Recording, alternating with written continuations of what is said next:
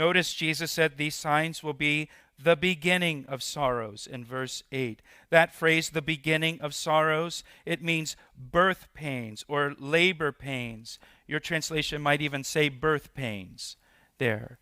It's speaking of contractions. These signs will be like labor pains when a woman is in labor, contractions. Now, I personally have never experienced labor pains because I'm a man, and men cannot have babies. I never thought I'd have to make that announcement, but in this day and age, you got to clarify that stuff. Now, I have seen my wife go through labor 3 times. And when a woman goes into labor, often her contractions begin small. They may even go unnoticed at first. A woman may not be sure that she's having a contraction when labor first begins. She may even say, I might be having a contraction, but I'm not sure. But as the labor progresses, what happens? The contractions become more intense, more painful. The contractions last longer. They occur more frequently. And you begin timing them to see if you need to go to the hospital.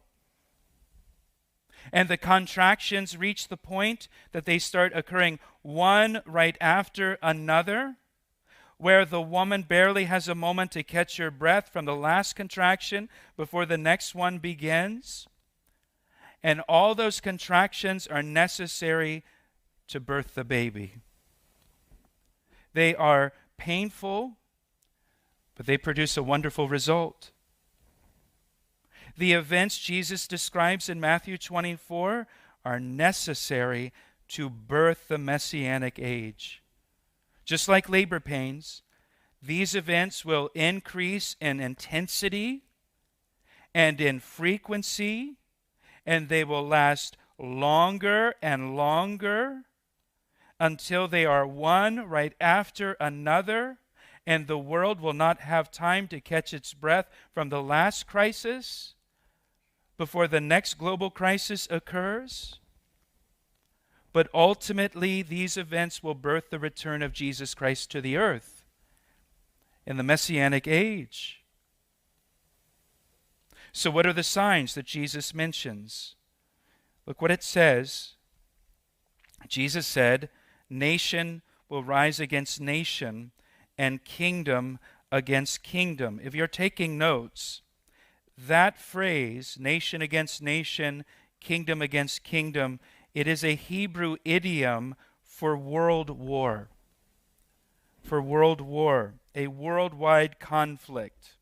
It's used in several places in rabbinical writings for a worldwide conflict. So Jesus said, hey, you're going to have wars, you're going to have rumors of wars, you're going to have these regional conflicts, but that's nothing unusual. That's not the sign of the end of the age. The sign of the end of the age will be when you see worldwide conflict. When you see world war. World war is the sign that you've entered the final days of this current age and will soon enter the age to come. Question, and it's not a trick question. Has there ever been a world war before? Yes, there has, hasn't there? There's been 2. We call them world wars, don't we? World War I and World War II. Now think about this for me. For all of human history, however long humans have been on the earth, however long you think humans have been on the earth, there were only local wars. There were only regional wars until the 20th century. And for the first time in history, there was a world war. World War I. 1914 to 1918, just a little over 100 years ago. My grandparents were alive. My grandfather fought in World War I. And World War I was called the war to what? End all wars. And people really believed that. Because for the first time in human history, there was a world war. The whole world was involved in a war, and people really thought, after this, we'll never have another war. that this will be the war to end all wars. After World War I, Congress cut funding for the military and considered closing the military academies because they believed there would be no more wars. But 20 years later, there was the Second World War. Just 20 years. So only local conflicts, regional conflicts for all of human history. And then you have 2 worldwide conflicts within 20 years of each other. Jesus said, world war will be the sign you are nearing the end of this age and about to enter the Messianic age. And up until 1914, people could read that and say, well, there hasn't been a world war.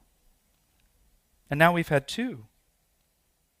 Interestingly, both World War I and World War II, those 2 wars set the stage for the reestablishment of the nation of Israel in their homeland. World War I resulted in the British liberating the land of Israel from the Ottoman Empire after 400 years under Muslim rule.